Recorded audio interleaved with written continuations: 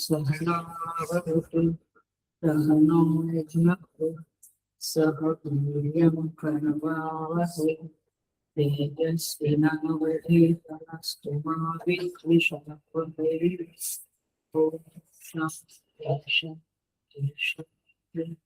समस्त जन कल्याणे निरतं करुणामयं नमामि चिन्मयं देवं सद्गुरुं नमः।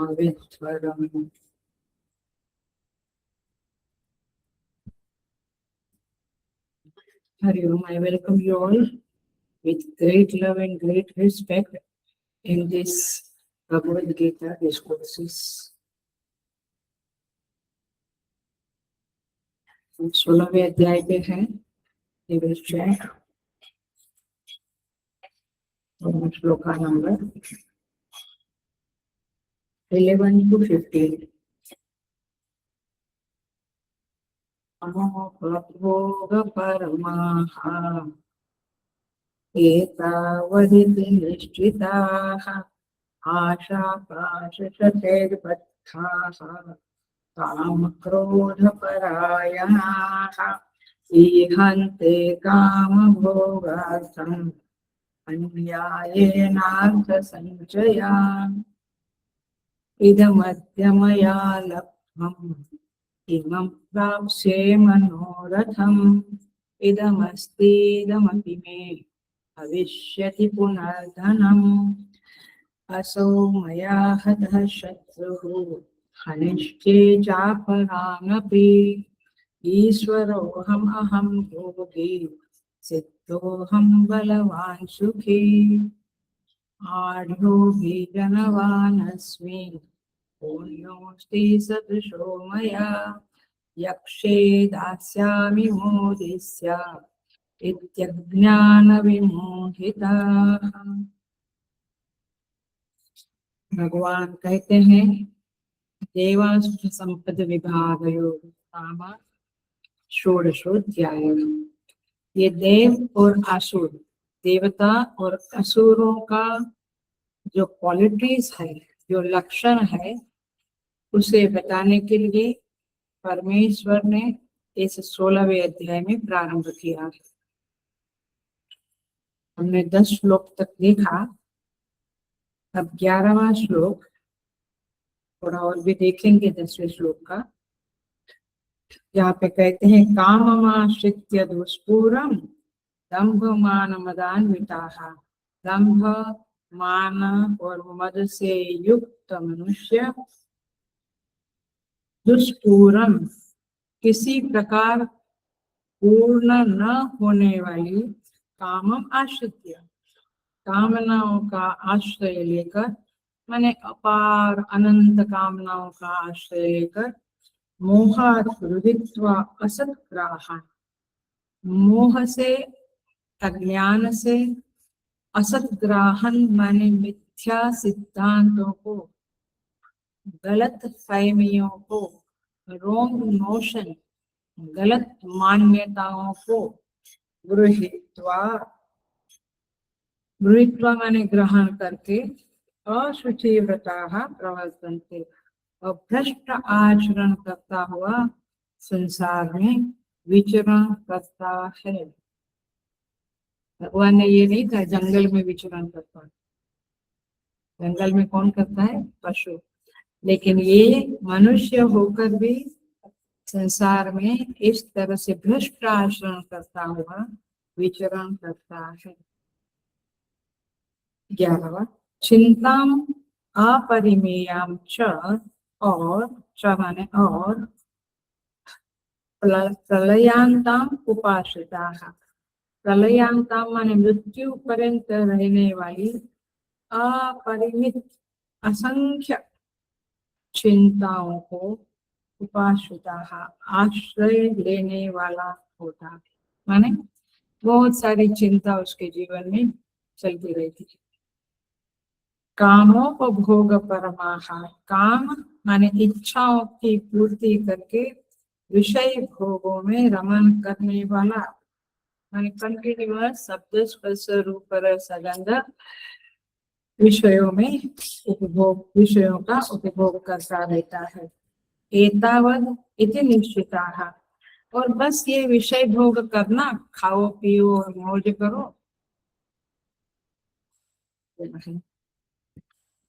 खाओ पियो और मौज करो माने रोटी कपड़ा और मकान, बस इसी में भोग में क्या मानता है, दैट्स इनफ, यही काफी है। अब ये सत्संग धर्म अधर्म ये सब क्या, ये सब बखेड़ा है, ये सब दिखावा है, दंभ है, ऐसा मानता है।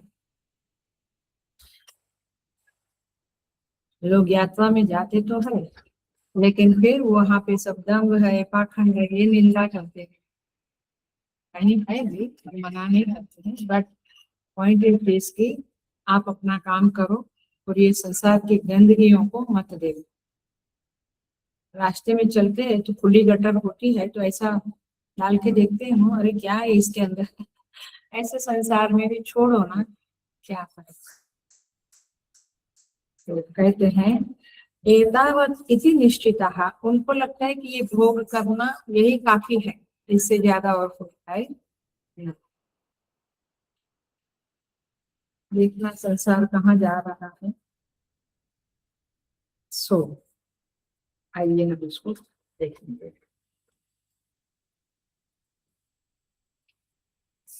तो भगवान चौथा श्लोक में शुरू किया दम्भोदर्पो विमानस्य, फिर छठे श्लोक से पुनः अभी 10वां श्लोक तक, 11वां श्लोक तक तो वही बातें हैं, एंड तक वही बातें हैं, कुछ 4-5 श्लोक पीछे का अलग से। सो भगवान ने 7 से लेकर ये 11 तक क्या कहा, असुर का लक्षण। अब ये असुर कौन है, इसकी मेन कैरेक्टरिस्टिक क्या है, उसकी प्रकृति दुष्ट है। हम कहते हैं ना बड़ा दुष्ट आदमी है, माने उसका स्वभाव दुष्ट है। और फिर भगवान ने उस दुष्टता का एनालिसिस किया और हमें बताया। तो असुर संज्ञा दिया है इसे, और उसका असुरता का, उसका जो दुष्ट स्वभाव है, इसका कारण क्या बताया, मेन बात भूलना नहीं, क्योंकि वही मैं इंजेक्ट करना चाहती हूँ हमारे सबके अंदर। क्या है दुष्ट स्वभाव का मूल कारण क्या है, उसका मूल कारण है उसकी समझ, उसकी बुद्धि, उसकी मान्यता बिलीफ गलत गलत है। सत्संग नहीं करेंगे तब तक गलत मान्यताओं का बोझा लेकर ही घूमते रहेंगे इस दुनिया में।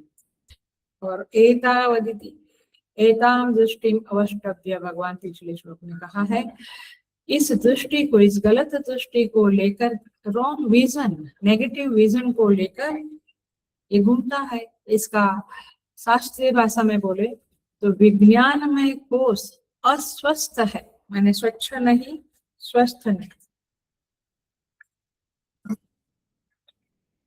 तो भगवान कहते हैं कि ये ऐसे लोग हैं जिनकी दृष्टि दोषपूर्ण है। कभी लगा था जिंदगी में कि मेरी दोष दिखता है कभी कभी हमको, यानी कुछ लोभ आया, जेलसी आई तो मालूम पड़ता है कि दोष है, बट मेरा विजन, मेरी मान्यता है, मेरा स्वभाव में दोष है, अच्छा कम से कम मेरी बिलीफ, मेरी समझ, जो मैं समझती हूँ चीजों को, उसमें कहीं कहीं दोष है। कुछ लोग विनम्र होते हैं तो स्वीकार कर लेते हैं, बट अहंकारी लोग कहते हैं दोष आपके दृष्टि में है, मेरी दृष्टि में नहीं। तो इनकी बुद्धि, सुन लेना, हेलो, इनकी बुद्धि में इतनी असमर्थता है कि अपने दोषों को स्वीकार करने के लिए वे तैयार नहीं।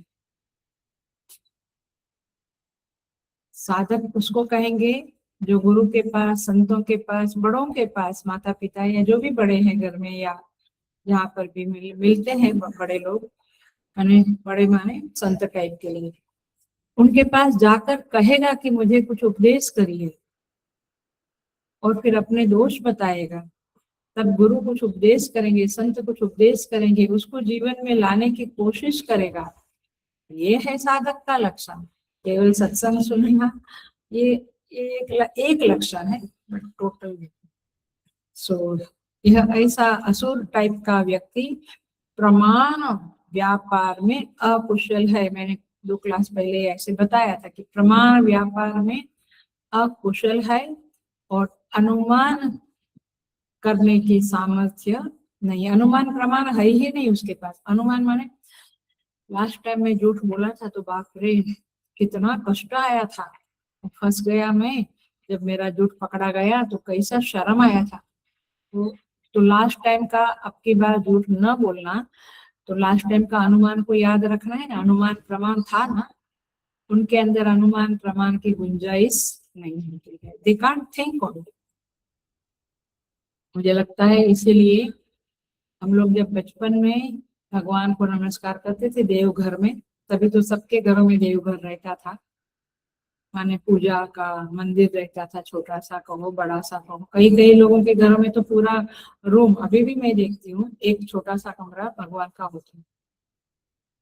Very good thing.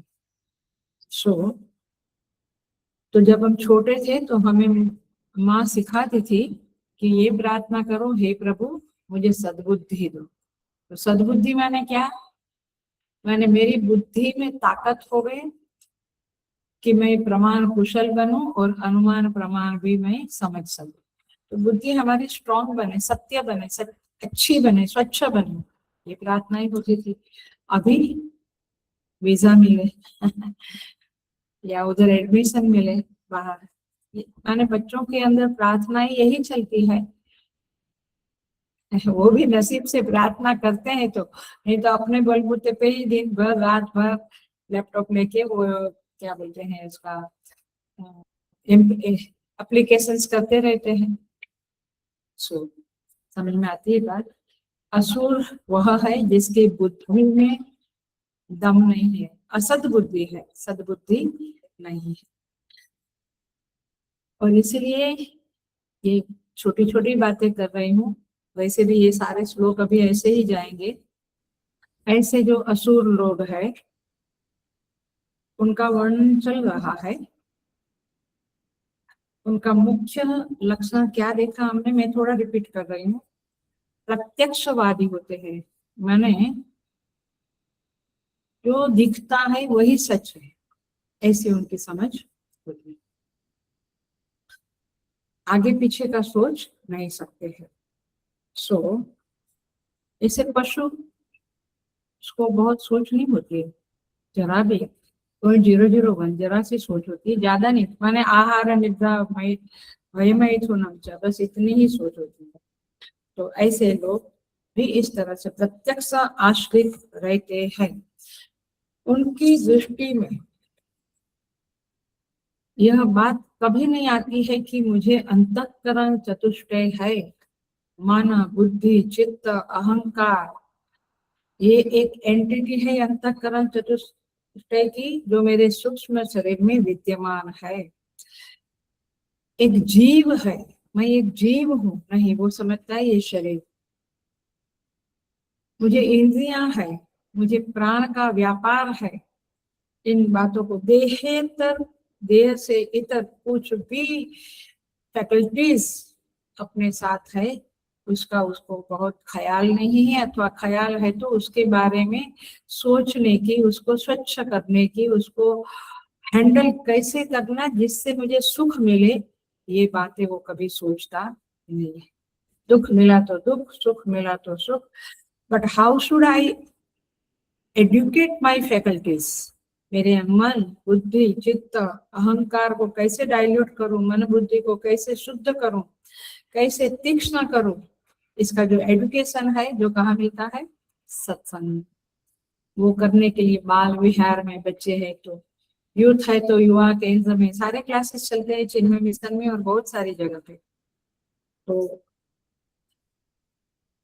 इनको कभी भी ऐसा नहीं होता है कि हम अपने आप को एडुकेट करें। To educate oneself is the spirituality. Spirituality और क्या है? एडुकेट माने इतिहास भूगोल सीखो, वो बाहर की, वो लौकिक विद्याएं हैं।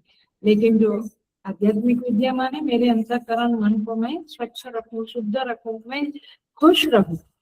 How to be happy, not by चोरी लबाड़ी करके नहीं, अच्छे से। ये सब बातें जो जानता नहीं है वो असुर है, वो कभी प्रयत्न भी नहीं करता है, वो पी के पड़ा रहता है, बाप का पैसा है, घर में कुछ करता नहीं है। ऐसा लगता है माँ बाप को। तो ये ऐसे लोग असुर प्रकृति के कहलाए जाएंगे। और उनका एक दो गुण देखकर आप ये मत कहो कि नहीं नहीं बहुत बढ़िया है, वे लोग बहुत अच्छे है, मेरा बेटा। आप शास्त्र से अपनी बातों को तोड़ो। तो शास्त्र कहता है कि ये प्रत्यक्ष आश्रित लोग धर्म अधर्म, मेरा ड्यूटी क्या है, मैं कैसे मेरे पेरेंट्स को, आप दुनिया की बात छोड़ो, कैसे मैं पेरेंट्स को, कैसे मैं भाई बहनों को खुश रखूं, इनको परवाह नहीं। तो ऐसे लोग आसुरी कैटेगरी में आएंगे। आसुरी वृत्ति उनके ऊपर डोमिनेट कर रही है, चढ़ी हुई है जो कहो। तो प्रत्यक्ष प्रमाण पर आश्रित होने के कारण न उन्हें प्रवृत्ति निवृत्ति का समझ रहता है कि मुझे कहाँ तक प्रवृत्ति करनी है, कब निवृत्ति लेनी है। नहीं, जवानी में निवृत्त हो जाते हैं क्योंकि बाप का पैसा है। तो न उनके अंदर फलदर्शन के सामर्थ्य, ये शब्द भी यूज किया गया है, फलदर्शन मैंने उनको ये फल दिखता नहीं है कि मैं इस तरह का आलसी जीवन जिया, कुछ काम धंधा नहीं किया या चोरी लबाड़ी या जो भी आसुरी प्रवृत्ति वाला काम किया, तो मुझे फल क्या मिलेगा, ये सोचने का भी उन्हें फल दर्शन की सामर्थ्य भी नहीं होती है। तो द पॉइंट इज दिस कि ऐसे लोग अनुमान प्रमाण की सामर्थ्य से रहित है और फल दर्शन के सामर्थ्य से भी रहित है। They just live like animals, बस जो आया किया। तो भगवान इस मूल बिंदुओं को पीछे के श्लोकों में सूचित किया है, कब कहाँ कितनी प्रवृत्ति करना, कहाँ झूठ को हटाकर सत्य में प्रतिष्ठित होना, कहाँ युक्ताहार विहार से कितना खाना, कितना चलना, कितना बोलना, कितना टीवी देखना, कितना चैट पे बने रहना, कितना योगा वॉकिंग, कुछ भी नहीं, जैसे जैसे कुछ आता है वैसे वैसे करते हैं। सो इन लोगों को कुछ भी समझने की ताकत नहीं होती है। ऐसे लोगों के बारे में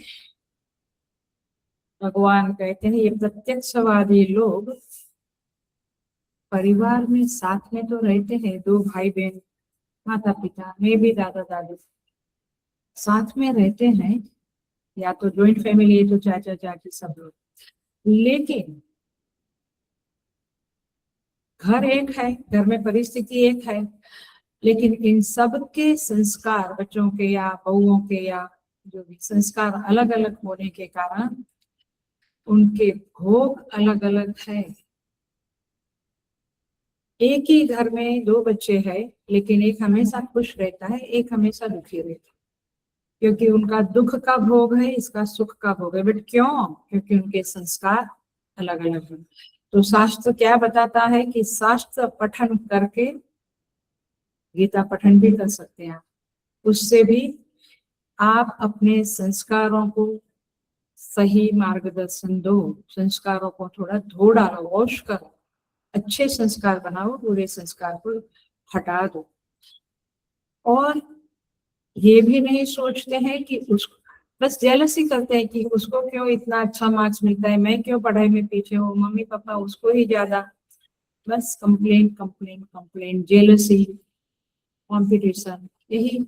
ये सोचते नहीं कि हमारे संस्कार को हम ठीक कर दे तो हम भी उनके जैसे अच्छे मार्क्स लाएंगे, अच्छा सब हमको प्यार करेंगे। नहीं, संस्कारों के बारे में नहीं सोचना, कर्म सिद्धांत के बारे में नहीं सोचना है कि वो कैसा कर्म करता है, मैं कैसा कर्म करता हूँ। ऑफिस में भी यही है, आश्रमों में भी यही है, आश्रम में यदि गुरुकुल में आप निवास करते हैं तो गुरु जी किसी को ज्यादा प्यार करते हैं, उनको अपनी सेवा में रखते हैं, तो दूसरों को लगता है कि पता नहीं पक्षपात करते हैं, मुझे नहीं सेवा देते हैं, मुझसे इतना प्यार नहीं करता जितना उसे। कर्म सिद्धांत देखो ना भाई, कर्म सिद्धांत देखो। कर्म सिद्धांत का अर्थ होता है कि जैसा करोगे वैसा भरोगे।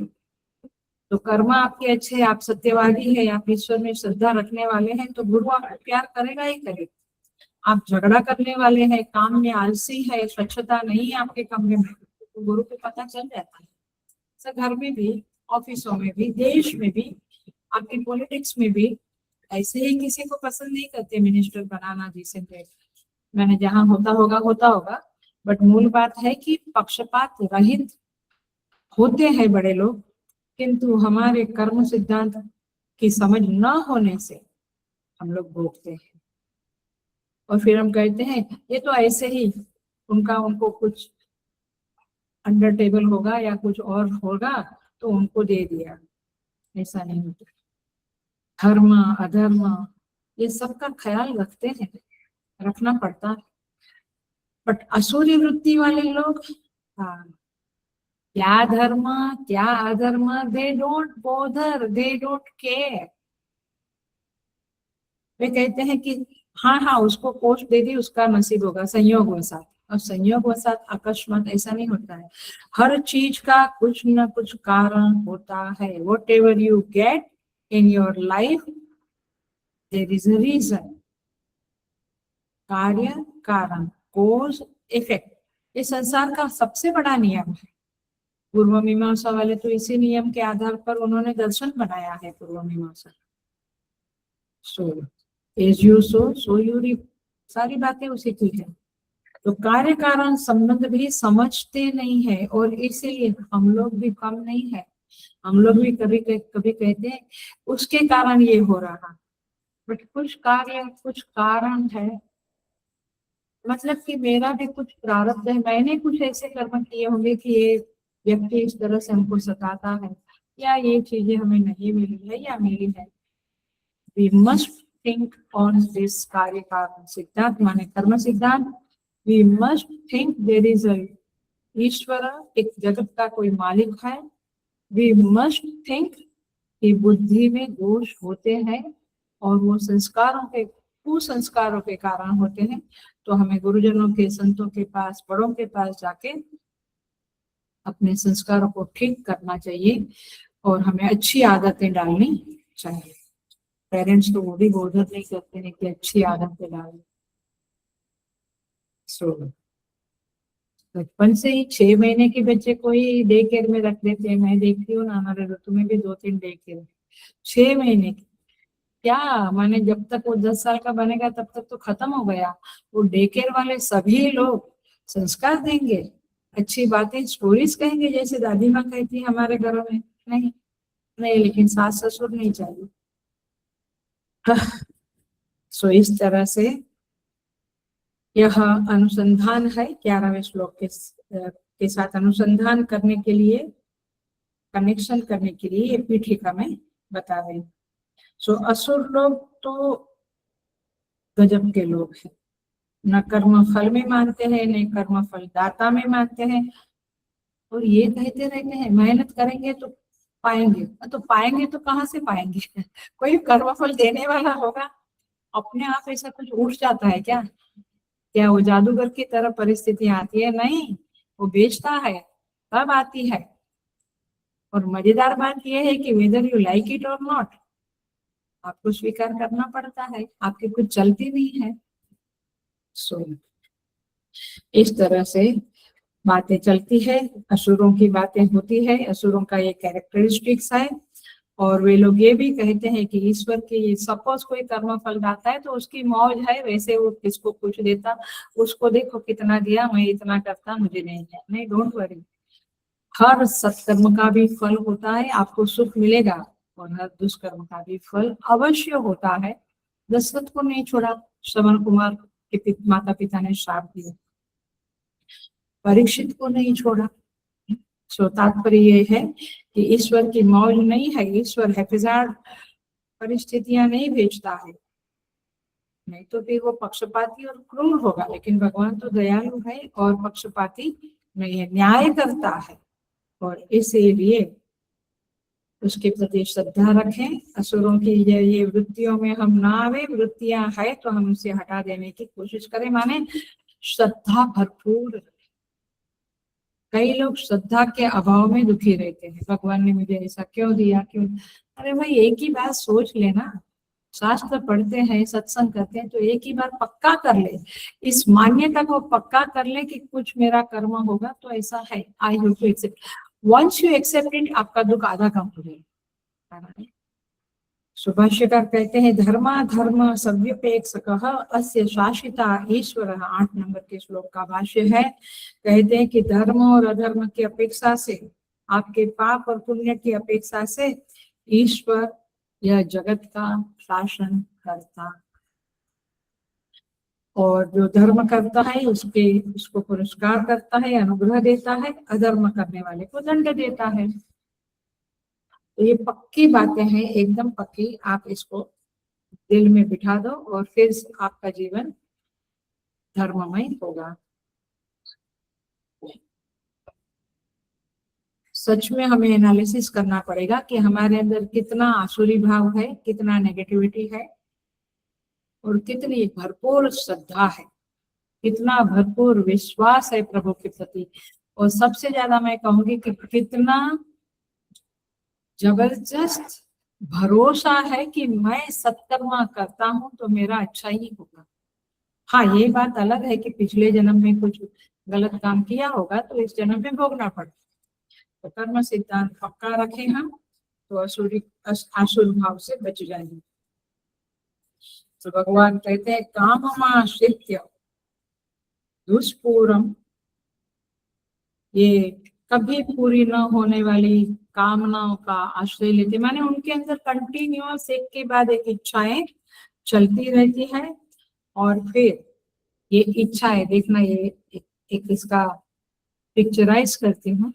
इच्छा जब पूरी होती है तो हर्ष होता है, नहीं होती है तो निराशा होती है, ये सीधी सी बात।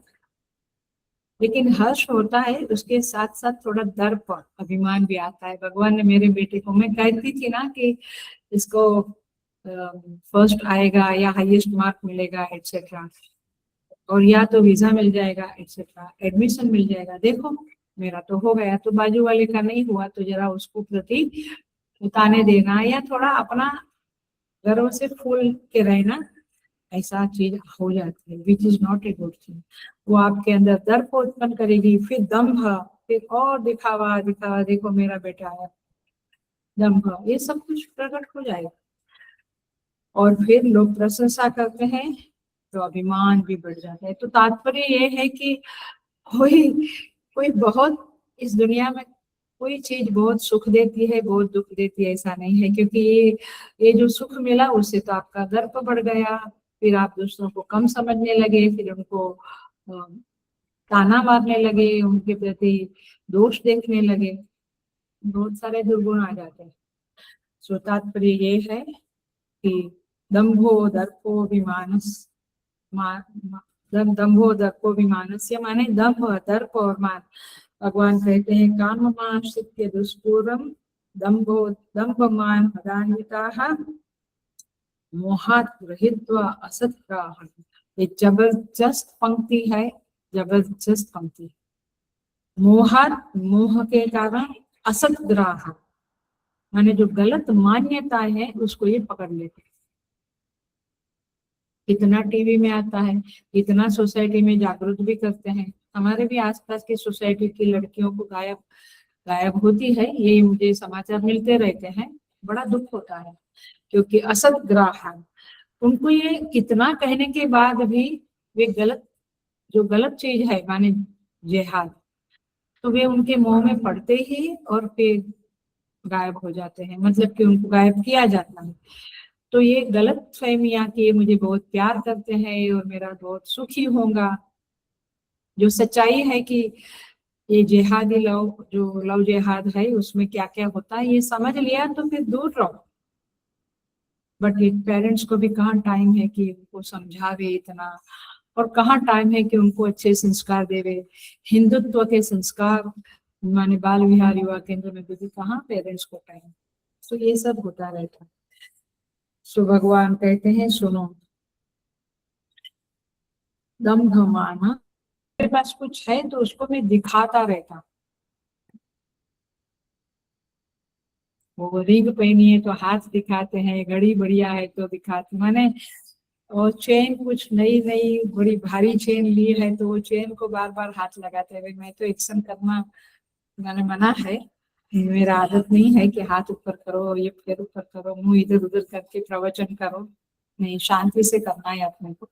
बट आप अंडरस्टैंड कर सकते हैं, टीवी में भी आता है, लोग भी आजू बाजू ऐसा करते हैं। दम्भ स्वधर्म प्रकट कर, अथवा तो ऐसा कहते कि देखो हमने बोला था ना इसीलिए आपको ये फायदा हुआ, हमने भेजा था भाई को मेड को, हमने ये आपका पोस्टर लगवाया, माने जो करते हैं उसका ध्वजा, धर्म ध्वजा उसको बोलते हैं। अब उसकी ध्वजा फैलाते रहते हैं, प्रकटीकरण बताते रहते हैं कि हमने भी दान दिया था, आपको पता नहीं चला, अच्छा अम्मा आपने स्क्रीनशॉट नहीं भेजा था, ओ अच्छा अच्छा ये तो पता नहीं, बट हमने बता दिया, अच्छी बात है बता दिया। तो पॉइंट इज दिस की धर्म ध्वजत्व अथवा स्वधर्म प्रकटीकरण, इसको कहेंगे दम्भ। एग्जाम्पल पिछले क्लास में दिया था, काल नेमी, हनुमान जी को संजीवनी लाते समय रास्ते में मिला था। तो ये सब दम्भ वाले लोग हैं, माने अपने बड़प्पन की प्रसिद्धि के लिए कुछ भी करते हैं, अपने को धर्मात्मा सिद्ध करने के लिए गणपति भी बिठा देते हैं सोसाइटी में। मैंने बहुत सारा दुर्गुण रहता है, अपना कुछ स्वार्थ साधना है या क्या बोलते हैं, रियल एस्टेट वाले हैं तो थोड़ा गणपति का फोटा फोटा करके ग्रुप में डाल के, मैंने सब स्वार्थ स्वार्थ का मामला रहता है। सो ये है दम्भ। एक अर्थ होता है विरुद्ध वर्तनम, विवर्त, माने जो नहीं है उसको भी दिखाना, जो है उसको दिखाना, नहीं है उसको भी दिखाना, इसको कहेंगे दम्भ। एक सिद्धांत समझ लो,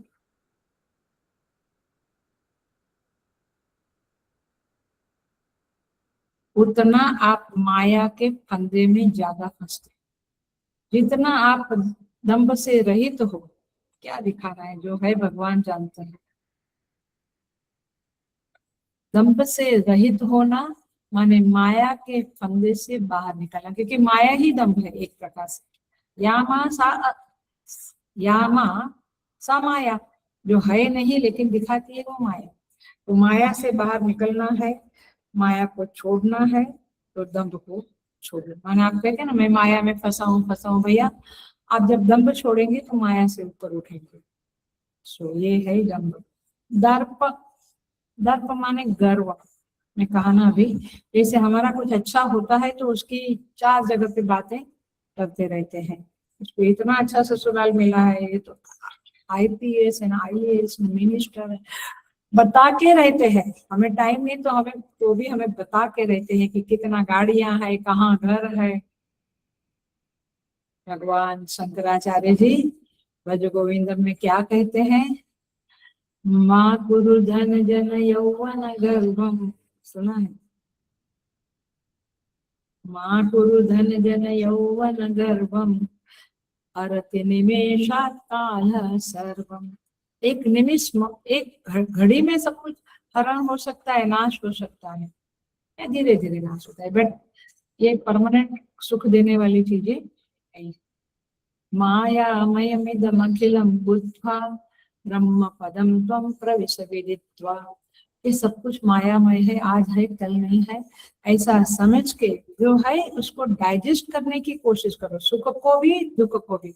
वही व्यक्ति मेरे ख्याल से बहुत रिस्पेक्टेबल बनता है, बहुत महान बनता है। भज गोविंदम भज गोविंदम।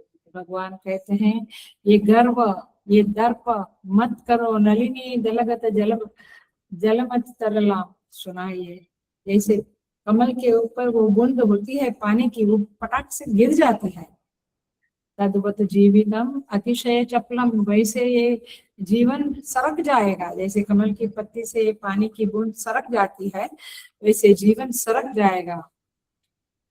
विद्धि विद्धि व्याधि अभिमान ग्रस्तम लोकम शोक हतम च समस्तम। कहते हैं ये संसार व्याधि आदि व्याधि उपाधियों से ग्रस्त है।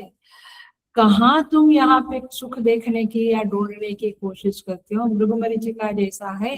लोकम समस्तम शोक हतम च। सारे सारे लोग कुछ न कुछ दुख में, कष्ट में, चिंताओं में पड़े हुए। भज गोविंद। भगवान शंकराचार्य जी कहते हैं आप गोविंद का भजन करो, जितना हो सके उतना भजन करो। मैं बार बार कहती हूँ कि एटलीस्ट 2-3 महीने में जरा देखना चाहिए कि मेरे अंदर कुछ बदलाव आया है कि नहीं। थोड़ा जप बढ़ाओ, थोड़ा मेडिटेशन बढ़ाओ, थोड़ी पूजा बढ़ाओ, थोड़ा सा बढ़ाते रहना चाहिए।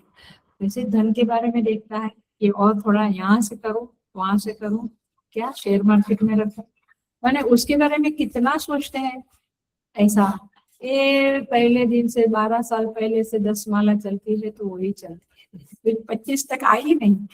पॉइंट इज दिस कि ये मैं सत्संग के द्वारा यही जगा रही हूँ कि हमारे अंदर ये आसुरी वृत्ति नहीं है, बट दैवी वृत्ति को भी बढ़ाएंगे तो फिर आसुरी वृत्ति पे कंट्रोल कर सकेंगे। नहीं तो किसी दिन वो बढ़ गई तो गया काम, फिर बहुत प्रॉब्लम है।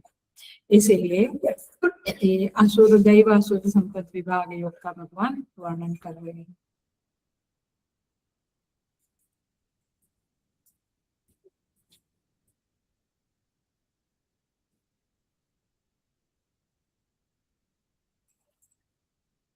सो ये अभिमान, ये गर्व, ये बहुत डेंजरस है। भगवान कहते हैं दम्भो दर्पो अभिमानश्च। अभिमान से बचो। अभिमान का एक लक्षण और बताऊं, अपने अंदर बड़प्पन का भाव, पूज्यत्व का भाव। माने मैं चार लोग सेवा करते हैं तो हर एक ऐसा ही सोचता है कि मैं सबसे बढ़िया सेवा करता। अपने अंदर जो बड़प्पन का, 4 साधु संत मिले हैं तो बैठे हैं स्टेज के ऊपर, इधर उधर देखते हैं कभी कभी, अच्छे संतों की बात अलग है। फिर सोचते हैं कि इन सब में मैं ही सबसे ज्यादा हूँ, मैंने मेरा ही ज्यादा प्रसिद्धि है। मेरा मेरा टॉक जो हुआ 10 मिनट का आशीर्वचन, वो सबसे ज्यादा बढ़िया हो। Everybody thinks like that.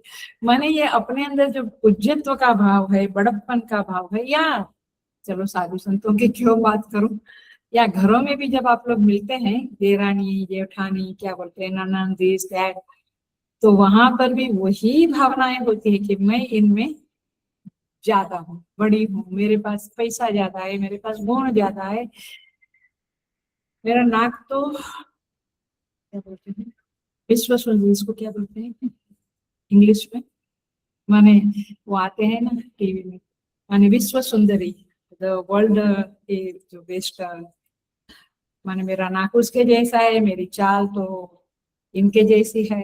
हर चीज में अब जो ब्यूटी है वो देखो, लेकिन हर बार अपने अंदर पूज्य तो हम एक सामान्य भक्त है, इसलिए आइडेंटिटी तो यही बनानी बेटर है हम साधकों के लिए। मैं भगवान का भक्त, मैं एक साधक हूँ, दैट्स इट। बाकी मैं पैसे में श्रेष्ठ, गुण में श्रेष्ठ, ये सारी बातें मत सोचा करो ज्यादा। सो ये है अभिमान। हमें अपने कुल, रूप, विद्या, धन, संबंध, प्रतिष्ठा, कुटुंब, खानदान, इन सब का गर्व नहीं करना। भगवान का दिया हुआ है, कुछ सत्कर्म हुए होंगे उनकी कृपा से सब कुछ मिला है, दैट्स इट। कहीं कहीं क्या आवाज में भी गर्व होता है, मैं वो तो नहीं कॉपी कर सकती हूँ, बट आवाज में भी हमको मालूम पड़ता है कि बड़े गर्व से, बड़े विमान से बात करते। छोड़ दें ये सब, ये सब आसुरी वृत्तियां हैं, आसुरी वृत्ति के एक्सप्रेशन है, ये हमारे जीवन में नहीं होनी चाहिए, नहीं होनी चाहिए।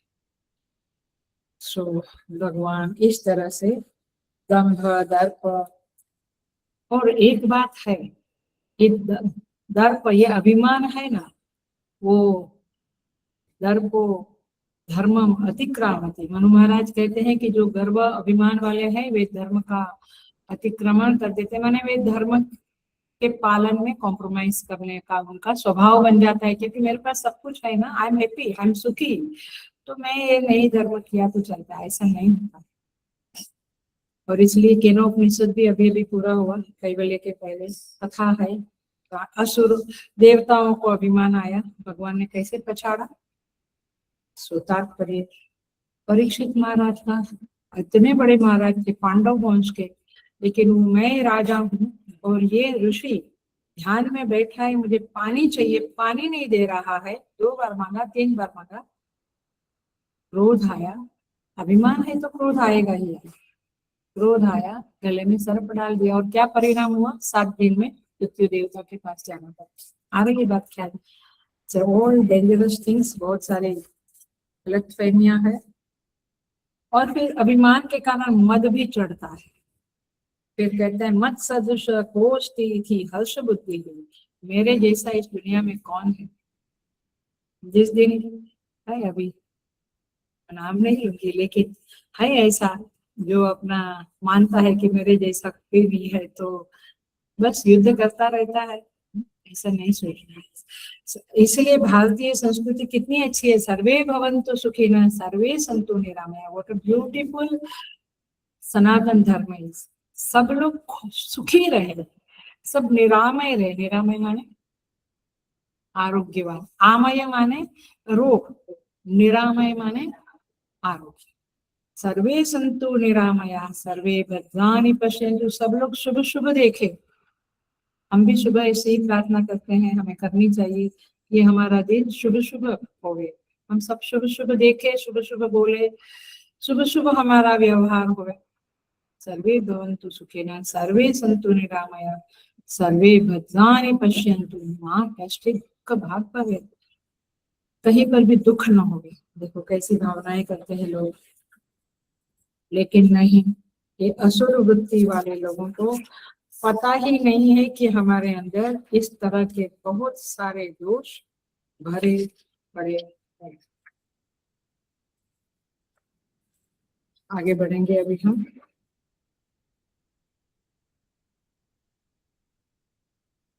ग्यारह नंबर के श्लोक में थोड़ी आगे बढ़ जाएंगे। तो इस तरह से यहाँ पर भी आता है कामोपभोग परमाः चिंता अपरिमेयम् प्रलयांतां उपाश्रिताः, माने इनके जीवन में चिंता थोड़ा थोड़ा टाइम नहीं, मरण पर्यंत माने मृत्यु पर्यंत ये लोग चिंता में रहते हैं।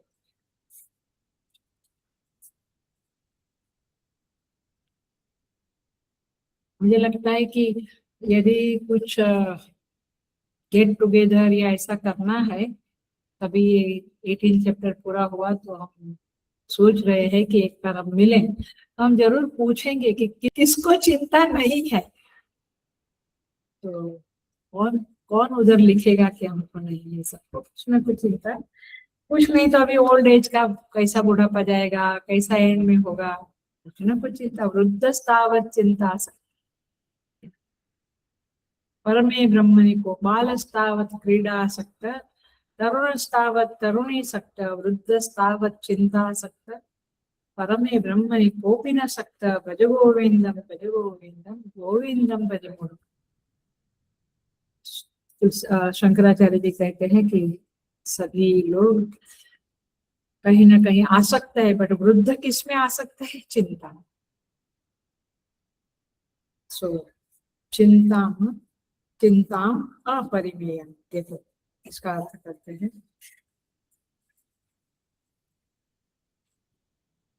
चिंता उनकी सीमित नहीं है, अपरिमेय माने असीमित है, इसकी चिंता उसकी चिंता, रोज की भी कुछ ना कुछ चिंता करते रहते हैं। इसने अच्छा पढ़ा नहीं, आज नहीं पढ़ा, अब कैसे होगा, क्या होगा, कंटिन्यूअस चिंता। ये खाया, अब क्या होगा, क्या, अरे नहीं होगा तो नहीं होगा, होगा तो होगा, तो चिंता, हर चीज में हम चिंता लगाए रहते। अभी तो बेटर है आरोग्य, पता नहीं 2-4 दिन के बाद फिर गड़बड़ हुआ तो ये चिंता का स्वभाव पड़ जाए। चिंता चिता समान है, ऐसा कहते हैं। ये चिता होती, चित्ता नहीं चिता, ये स्मशान की जो चिता है, उसके स्मशान में क्या है, सब जला के रख देते हैं, इस तरह से चिंता चिता। तो इनके जीवन में निश्चिंतता कहाँ से आ सकती है, क्यों नहीं आती है? माने असुर वृत्ति। आइया, आप हमें असुर मत कहो, तो चिंता करते हैं तो असुर हो गए? हाँ भाई, दैवी वृत्ति वाले लोग चिंता नहीं करते, क्यों? भगवान पे भरोसा रखते हैं, बोलते हैं मेरे भगवान है ना। जब ऐसे चिंता नहीं करते हैं तो वे दैवी प्रकृति में, चिंता करने वाले 100% आसुरी वृत्ति में जाएंगे, क्योंकि भगवान ने असुर का वर्णन करते हुए कहा है कि चिंता अपरिमेय, उनकी चिंता बहुत है, वे निश्चिंत कभी हो नहीं सकते। क्यों? सुन लेना, क्योंकि वे झूठ बोलते हैं, वे धोखा करते हैं, वे किसी का बुरा बोलते हैं, निंदा करते हैं, वे किसी के साथ विश्वासघात करते हैं, और वो तो बहुत चलता है। माने उनका जीवन में ये नेगेटिविटी और दुर्गुण ही चलते रहते हैं, तो फिर उनको चिंता तो होगी कि आया मैंने झूठ बोला, पता नहीं मेरा झूठ पकड़ा गया, तो मैंने उसका विश्वासघात किया, पता नहीं वो कब मेरे बच्चे से भी दुश्मनी कर ले, तो उसको कुछ कर ले। हर एक व्यक्ति जो दुर्गुण युक्त है अथवा गलत काम करती है, गलत बोलती है, गलत सोचती है, उसको चिंता रहती ही है। यदि ये जीवन में ना हो तो आप चिंता मुक्त हो जाएंगे। तो भगवान कहते हैं कि जो करते हैं फिर वो भोगना पड़ता है। अपरिमेयम चिंता, अपरिमेयम चिंता माने, अब देखो, अपरिमेय, मेय शब्द का अर्थ है मेजरमेंट, माँ मेजरमेंट, माँ का व्युत्पत्ति मेय, मेजरमेंट माने नापना, तो मेय माने इसे नापा जा सके। नापना माने समझते हैं ना, खाली टेलर शब्द नहीं बोलना। माने मैं किसी व्यक्ति को नापता हूँ, लगता है श्रीमद् घर से आता है, लगता है पढ़ा लिखा है, हम नापते रहते, या किसी की वाणी के द्वारा हम उसे नापते, या ऐसा बोलता है, इसके अंदर लगता है लॉजिकल एनालिसिस की सामर्थ्य है, चलो इसके साथ दोस्ती करें, तो हम हमेशा नापते रहते हैं। तो मेय माने नापा जा सके, परिमेय माने जिसे पूरी तरह से नापा सके। परी माने परी तरह, चारों ओर से, मेय चारों ओर से नापा जा सके। किसी किसी में ये ताकत होती है, नहीं तो कोई थोड़ा सा नाप के फिर लव जिहाद में पड़ जाता है, थोड़ा सा बुढ़ी बुढ़ी हुआ तो पड़ गया, ऐसा नहीं। परिमेय पूरी तरह से नापे। अपरिमेय माने जिसको नापा ही नहीं जा सकता है, माने वो इतना अनंत है कि उसको नापा नहीं जा सकता है। तो इस तरह से ये असुर लोग कैसे, चिंता अपरिमेय, उनकी चिंता इतनी है कि वो चिंता का मेजरमेंट ही नहीं ले सकते हैं, बहुत सारी है। प्रलयांता, मरण पर्यंत ये चिंताएं उनको लगी हुई है। कभी उनको ऐसा नहीं है कि सब कुछ बढ़िया है, बोलेंगे सब कुछ बढ़िया है, बट अंदर से कुछ कुछ चिंताएं चलती रहती है। सो इसको कहेंगे अपरिमेयम चिंतन। देखो, ये चिंता करने के बदले हमें चिंतन करना चाहिए, चिंता नहीं करना, चिंतन करना।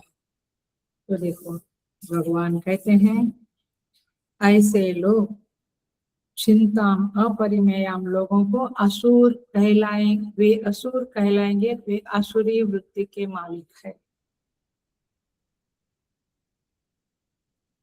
मैं दो दो दो कंपैरिजन करती हूँ, जरा देखो। भगवान ने सेकंड चैप्टर में कहा है 64 नंबर के श्लोक, राग द्वेष वियुक्तैस्तु विषयानेन्द्रियैश्चरन्, राग द्वेष वियुक्तैस्तु, राग द्वेष छोड़ दिया है, विषयान इंद्रियैश्चरन्, फिर भी विषयों में विचरता है, आत्मवश्ये विधेयात्मा प्रसादम अधिगच्छति, लेकिन वो कैसे विषयों में विचरण करता है? आत्मवश्य माने इंद्रिय है, जो इंद्रियां है उसको वश में किया है, विधेयात्मा माने अंतःकरण को वश में किया है। आप इंद्रियों को कंट्रोल करके, अंतःकरण को कंट्रोल करके यदि आप विषयों के साथ संयोग करते हैं, जो करना पड़ता है जगत में, तो फिर परंतु उसमें एक चीज महत्व की, क्या बोल दी, रागद्वेष वियुक्त। आप व्यवहार करो जगत में, सब विषय में भी व्यवहार करो, बट नहीं रसगुल्ला रसगुल्ला रसगुल्ला खाते रहो, आइसक्रीम आइसक्रीम आइसक्रीम, नहीं, राग नहीं और किसी से द्वेष भी नहीं। तो रागद्वेष वियुक्त ये कंडीशन आपके जीवन में फलीभूत होती है तो फिर प्रसाद अधिगच्छति। क्या फल मिला, प्रसाद। प्रसाद माने पेड़ा नहीं, प्रसाद माने प्रसन्नता। भगवान भाष्यकार कहते हैं प्रसन्नता मिलती है जीवन। तो कौन जीवन में खुश है, प्रसन्न वास्तव में, कौन, रागद्वेष नहीं है। तो कथा सुनिए ना, मुझे बहुत प्रिय है।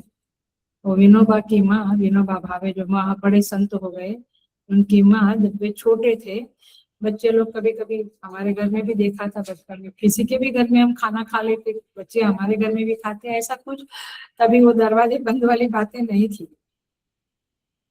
तो सारे कुछ बच्चे उसके फ्रेंड्स आते थे कुछ खाने खेलने के बाद, उसकी माँ जब गरम गरम पोहा या गरम गरम कुछ बनाया है तो देती थी, लेकिन कम पड़ा तो सुबह की रोटी विनोबा को देती थी, उसका पोहा बना के देती थी। मैंने अपने बच्चे को कम, दूसरों, यहाँ पे क्या है, मेरा बच्चा ही मेरा पति मेरा, हे भगवान क्या जमाना बदल गया।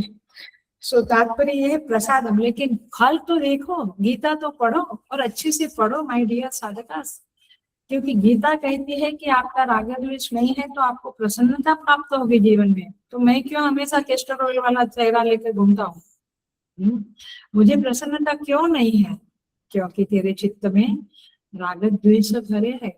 इंद्रियों का अंतःकरण का कंट्रोल नहीं है, मन के ऊपर संयम नहीं है, बुद्धि सद्बुद्धि नहीं है, कुबुद्धि है, दुराचारी दुर्गुणी बुद्धि। जो भगवान कहते हैं कि ऐसे दैवी वृत्ति वालों को प्रसन्नता मिलती है और आसुरी वृत्ति वालों को चिंता अपरिमेय, अपरिमित अनंत चिंताएं मिलती है। Are you getting the point? यदि मुझे चिंता है तो मैं आसुरी वृत्ति वाला हूँ, उसको हटाओ, और मुझे प्रसन्न रहना है तो दैवी वृत्ति को जीवन में अपनाओ। तो इस तरह से भगवान कहते हैं, देखो अगेन भज गोविंद, भगवान कहते हैं चिंता छोड़ के चिंतन करो। कैसे चिंतन करना है, हम सुभाषित पढ़े, हम कबीर के दोहे पढ़े, तुलसी की चौपाइयां पढ़े, हम मीरा के भजन कर पढ़े और करें, ये सब करने से हो। तो हम शास्त्र पढ़े, क्या कहते हैं संत लोग शास्त्रों में, विद्या मित्रम प्रवासेषु कार्या मित्रम गृहेषु च व्याधि तस्य औषधम मित्रः धर्मो मित्रम ऋतस्य च। आप यात्रा करते हैं तो आपका नॉलेज आपका मित्र है, आपको मालूम होना है कहाँ रास्ता कहाँ जाता है, क्या तीर्थ। भार्या मित्रम गृहेषु च, घर में आने के बाद कुछ डिस्कस करे तो अपनी पत्नी अपने मित्र के समान है, पत्नी को पुरुष मित्र के समान है, पति मित्र के समान है।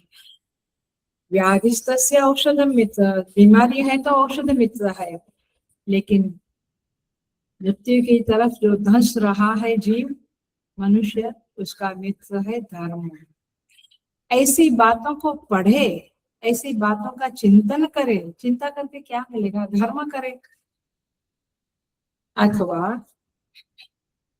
आप थोड़े वेदांती है, थोड़े अच्छे लोगों की संगति मिली है, वेदांत के क्लास मिले हैं, तो आप ऐसा चिंतन करें, काते कांता कस्ते पुत्र, ये मेरी पत्नी है, ये इस जन्म में है, आगे किसको क्या पता है, ये कौन है, ये पुत्र किसी प्रारब्ध से हमारा कुछ जोड़ना हुआ है, आखिर ये कहाँ से आया है। संसारोयम अतीव विचित्र, ये सगे संबंधी ये सब विचित्र विचित्र है, कहाँ से कौन आया कैसे जुड़ा कुछ पता नहीं। कस्यत्वम का कुछ आया था, तू किसका है वास्तव में, तू किसका है, ये तो आज है 40-50 साल बाद ये बिगड़ जाएगी, तू किसका है वास्तव में, कुछ आया था, तू खुद कहाँ से आया है, तू कौन है। तत्वं चिंतय तदिह भ्राता। तो इस तरह से ये सारी दुनिया का तत्व क्या है, इस संसार का मूल जो सुख है वो कैसा है, वो आनंद है। संसार तो आनंद से ही बना है, परमात्मा से बना है। तो ये सुख कहाँ है छिपा, मैं किसमें सुख ढूंढ रहा हूँ, कोई बात सोचनी नहीं है। ऐसा चिंतन करने वाला साधक है, भक्त है, लेकिन चिंता करने वाला असुर है। समझ में आया? तो इस तरह से भगवान कहते हैं, नहीं तो चिंता मरते दम तक नहीं जाती है। वो एनेक्डोट कहती रहती हूँ ना मैं हमेशा। तो मारवाड़ी मर रहा था, रमेश किधर हो? इधर ही हूँ पापा। सुरेश कहाँ हो? इधर ही। महेश यहीं पे हूँ पापा, आपके बाजू में खड़ा हूँ। अरे तुम लोग सब इधर है तो दुकान कौन संभालेगा? दुकान की चिंता मरते समय। ये प्रॉब्लम। और ये सच है, बहुत कम लोग होते हैं जो मृत्यु के समय में भगवान विष्णु को याद करते हुए, विष्णु सहस्त्र नाम का पाठ करते हुए, ओम नमो भगवते वासुदेवाय का जप करते हुए जीव छोड़ते हैं। बाकी तो चिंता ही लगी रहती है। और खास करके पार्टनर में दोनों है, तो एक पार्टनर जा रहा है तो उसको दूसरे पार्टनर की ही चिंता रहती है, ये कैसे जिएगा। वो अपनी चिंता कर, जाना है भैया नहीं। सो इस तरह से भगवान कहते हैं, चिंता परिमेयां च प्रलयांताम उपाश्रिताः कामोपभोग परमाः। माने काम्य वस्तु की प्राप्ति और उसका भोग, कैसे मेरी इच्छा पूरी होवे, कैसे मैं उसका भोग करूं, यही जीवन का लक्ष्य होता है। दान धर्म पुण्य कमाना, कुछ सेवा करके,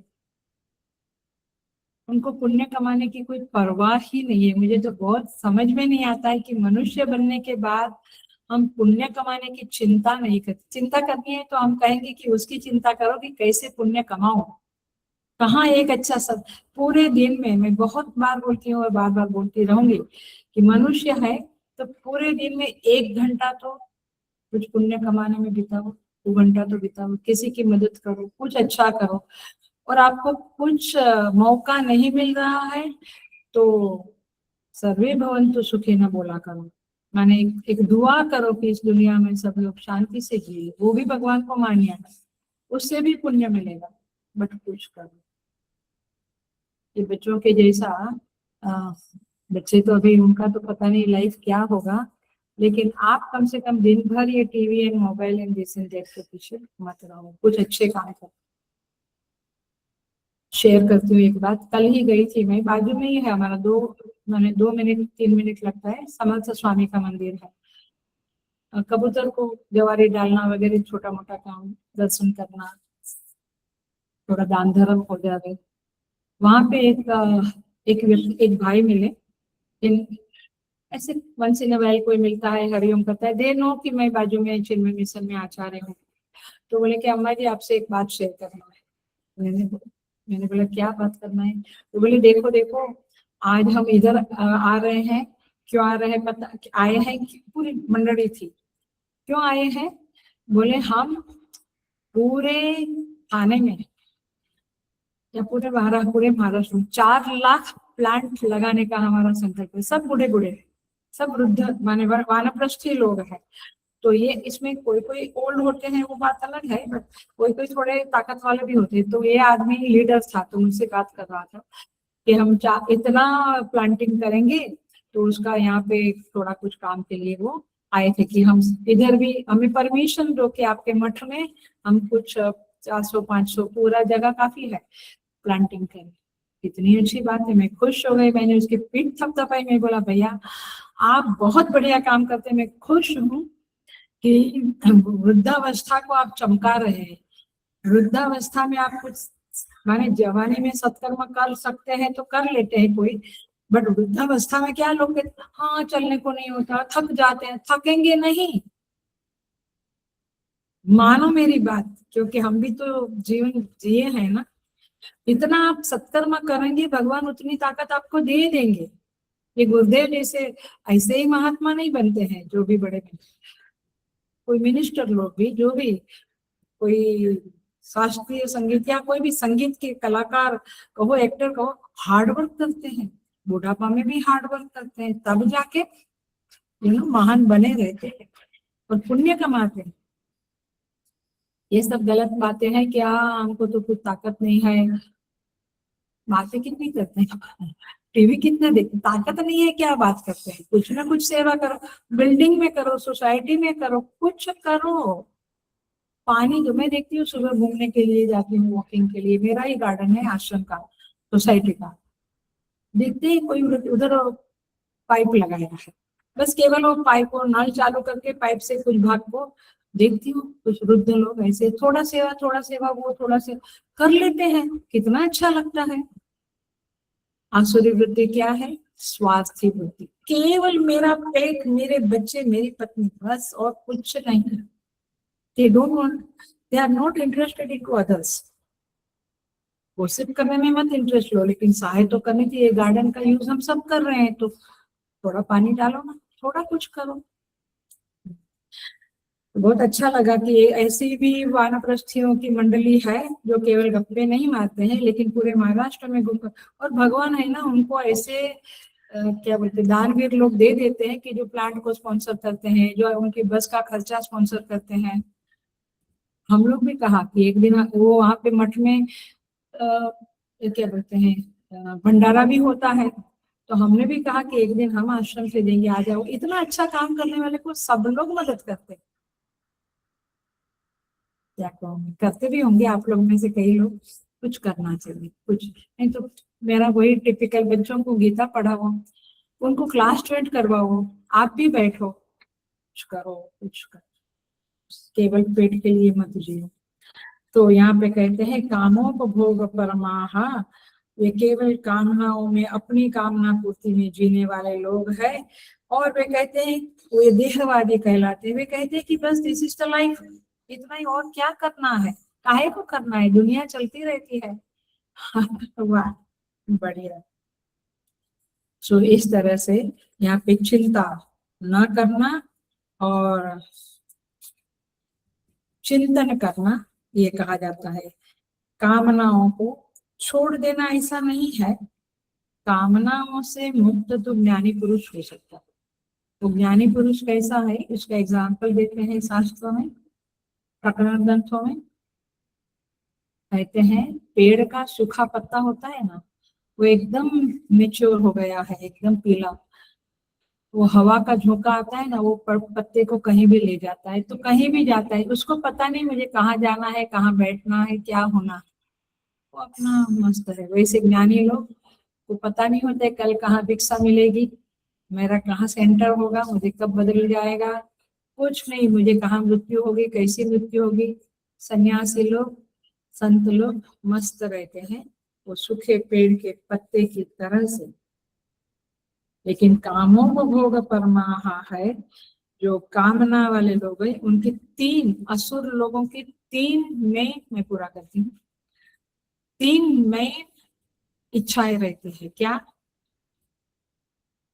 लोकेशना, वित्तेशना, पुत्रेशना। माने क्या? या कहो पहली पुत्रेशना, मुझे बच्चा माने संतति चाहिए, उसकी इच्छा। फिर धन चाहिए, और तीसरा ये मिल गया तो मेरा नेम एंड फेम चाहिए। बस ये तीन इच्छाओं के पीछे, समझ लेना, ये कॉमन बातें हैं, हजार बार सुनिए, लेकिन दिल में धसनी चाहिए। ये तीन इच्छाओं के पीछे हम जीवन पूरा खत्म करते थे, कभी पुण्यशना नहीं रहती है, पुण्य कमाने की।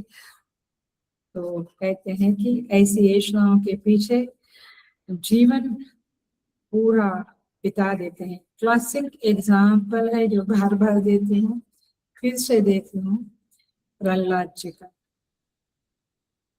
क्या कहते हैं प्रहलाद जी? भगवान जब आए लेने के लिए, तो उन्होंने कहा भगवान वैकुंठ में मैं आऊं तो सही, बट मेरी प्रजा, मुझे उनके लिए बहुत प्यार है, ये प्रजा को भी साथ में ले लो ना। भगवान बोले ठीक है, आना है तो आने दो उन लोगों को, तो ले जाऊंगा, तुम्हारे कारण सारी प्रजा को मैं वैकुंठ ले जाऊंगा। प्रहलाद जी ने पूछा, पहले गया ब्राह्मण के पास, ब्राह्मण बोले मेरा अभी तो यज्ञ बाकी है, होम हवन बाकी है, ये थोड़ा कर दो। क्षत्रिय बोला मुझे थोड़ी जमीन और अर्जित करनी है, मेरे राज्य का विस्तार करना है, बाद में आऊंगा। वैश्य बोला अभी तो खाली 100 करोड़ ही हुआ है, 1000 करोड़ करना है पैसा। अच्छा तू भी नहीं। शुद्ध बोला भाई काम किए बिना तो मैं नहीं रहूंगा, मेरा शरीर अच्छा नहीं रहेगा तो स्वर्ग में मुझे नहीं आना है, एक उठना है। तो भगवान के पास गया, भगवान बोला तेरे मन को संतोष नहीं तो तू पशु पक्षियों को भी पूछ ले। सबको पूछा, सबने कुछ रीजन दिया। आखिर में उसको लगा ये पिग, ये पिग सुअर, चलो इसका तो भी जीवन कैसा है उसको पूछते हैं, उसको तो मजा आएगा वहां पे। तो बोला कि मेरे बच्चों को वहां ले जाने मिलेगा क्या? मोह। तो बोले पूछता हूँ भगवान से, मुझे नहीं पता। तो भगवान बोला चलेगा भाई ले आ। तो बोला पत्नी को? हाँ पत्नी को भी लिया। तो उसने पत्नी से मसलत किया, क्या थोड़ा मशवरा किया। तो पत्नी बोली जाओ तुम्हारे प्रहलाद जी को पूछो कि जो खाना हमें यहाँ मिलता है वो वहां मिलेगा क्या? भगवान को पूछा, भगवान बोला वो नहीं मिलेगा। समझ में आती है बातें? किसी को, सबको सुविधा चाहिए अपने अपने टाइप की, मुझे जिसमें सुविधा है वो मुझे चाहिए। तो पॉइंट इज दिस की कामों को भोग परमा, सभी लोग अपने भोगों में कामनाओं में छिपे हुए हैं, डूबे हुए हैं और उसको छोड़कर जाना नहीं चाहते हैं। इस तरह से भगवान शंकराचार्य जी, पूरा करती हूँ, विवेक चूड़ामणि में कहते हैं दारू का माने लकड़ी। आदमी को लगता है ये लकड़ा लेकर मैं जरा पार कर लूं, लेकिन वो पार करता है, लेकिन वो लकड़ा नहीं है। मोहात गृहीत्वा कामोपभोग, मोह जो है उसके कारण वो बेसिकली वास्तव में मगरमच्छ के ऊपर चढ़ के पार करना कर रहा है। उसको लगता है मैं लकड़ा के ऊपर जा रहा हूँ, मैं पार हो जाऊंगा, मैंने सामने की वस्तु मुझे मिल जाएगी, गांव मिल जाएगा वगैरह वगैरह। अथवा साधक है तो भवसागर पार कर दूंगा। लेकिन वो लकड़ा नहीं है, वो मगरमच्छ है जो तुझे कभी भी खा जाएगा। इसका अर्थ क्या हुआ? ये शत्रु है, ये भोग है, ये धन, बहुत सारा धन है, ये सब तुम्हें खा जाएगा। तुम उसके ऊपर चढ़ के पार करने की कोशिश करते हो। लेकिन विवेक चूड़ामणि में क्लासिक एग्जाम्पल है, लेकिन वो क्या है? कामना रूपी मगरमच्छ के ऊपर चढ़कर कोई पार हो पाया है? नहीं। लकड़ा माने साधना रूपी लकड़ी के ऊपर चढ़कर लोग संसार पार कर लेते। भव सागर सब सूख गयो मोहे, फिकर नहीं मोहे तरन की, मोहे लागे लगन गुरु चरण की। मेरा कहती है मुझे कोई फिक्र नहीं है, क्योंकि मैं, मेरा भवसागर सूख गया है, क्योंकि मैं साधना के लकड़ी के ऊपर चल के पार कर रही हूँ। सो इस तरह से यहाँ पे आत्मबोध में कहते हैं संसार स्वप्न तुल्यो है। बहुत सारे वैराग्य की बातें कह रही हूँ, बट आसुरी वृत्ति को छोड़ने के लिए ये सब जरूरी है। संसार स्वप्न तुल्यो ही, संसार स्वप्न तुल्य है। राग द्वेषादि संकुल, it is nothing but the Tamasha of राग एंड द्वेष। आप जहां देखो, आप जितनी चैनल सुनो, जितना कुछ संसार में देखो, बातें करो, चैट करो, आपको राग द्वेष का संकुल ही दिखेगा। आप उसी में फंसे फंसे जी रहे हो, उस संकुल में वो बैल की तरह घूम रहे हो। तेल निकालने वाला जो बैल होता है ना, वो वही घूमता रहता है वैसे। भाष्यकार कहते हैं स्वकाले सत्यवत भाति प्रबोधे अपि असत भवेत्। ऐसा लगता है जैसे स्वप्न में जो कुछ है तो तभी स्वकाले सत्यवत भाति, तो सपना सच लगता है, उठने के बाद स्वप्न गए। ऐसे नहीं आत्मबोध में कहा है यहाँ भाष्य में। प्रबोध है अभी असत भवे, जैसे जाग जाता है तो स्वप्न असत होता है, ऐसे जो ज्ञानी इस दुनिया में जाग जाता है माने सत्य में जाग जाता है, वह पार हो जाता है स्वप्नवत, संसार से वह उड़ जाता है और संसार सागर को पार कर लेता है। और इसीलिए ये संसार के स्वरूप को जानना चाहिए। यहाँ देवता और असुर दोनों विराजमान है। हमें हमने किसको पकड़ के रखा है, ये हमें समझना पड़ेगा। और आसुरी वृत्ति से बाहर निकलना पड़ेगा, तब जाके हम एक्चुअल अर्थ में, वास्तविक अर्थ में साधक बन पाएंगे। बाकी 5 माला और आधा घंटा पूजा किया और हम सोचे कि मैं अच्छा साधक हूँ, नो वे। हर 3 महीने में, 6 महीने में अपने को चकासना चाहिए। आसुरी वृत्ति को उखाड़ कर फेंक देना चाहिए। दैवी वृत्ति को पानी सिंचन करना चाहिए, भक्ति रूपी पानी का सिंचन करते रहना चाहिए और साधक को आगे बढ़ते रहना चाहिए। ओम पूर्णमदः पूर्णमिदं पूर्णात् पूर्णमुदच्यते पूर्णस्य पूर्णमादाय पूर्णमेवावशिष्यते। ओम शांति शांति शांति। हरि ओम। श्री गुरुभ्यो नमः। हरि ओम।